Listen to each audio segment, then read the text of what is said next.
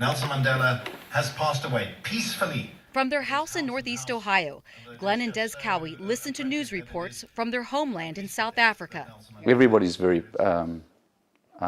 complimentary about the man. I don't think anybody has got anything bad to say about him. The loss is personal for Glenn and Des, having been born and raised under apartheid, taught that Mandela was a terrorist. We had all been indoctrinated. We saw him as a threat. But that all changed at the 1995 World Cup rugby final.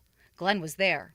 It's a day that you'll never ever forget. As depicted in the movie Invictus and seen here in news footage, Mandela had been released from 27 years of wrongful imprisonment and was now the nation's first black president. With the threat of civil war looming, he entered the stadium. Suddenly he comes out there and this massive stadium, I think it was 79,000 people, were all chanting his name. It was very, very moving for us.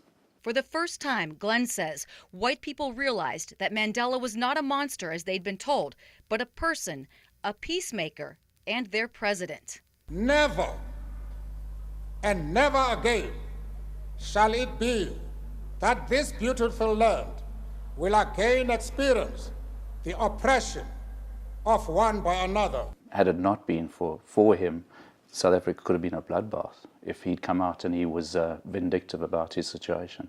Glenn became a successful businessman, which brought him to Ohio.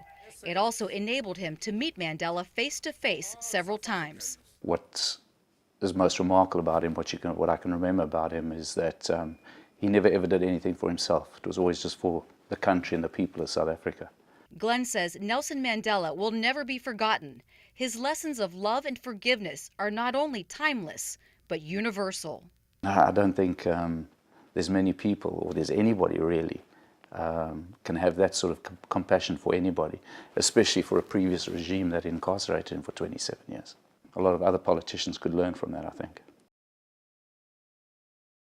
Suzanne Stratford, Fox 8 News.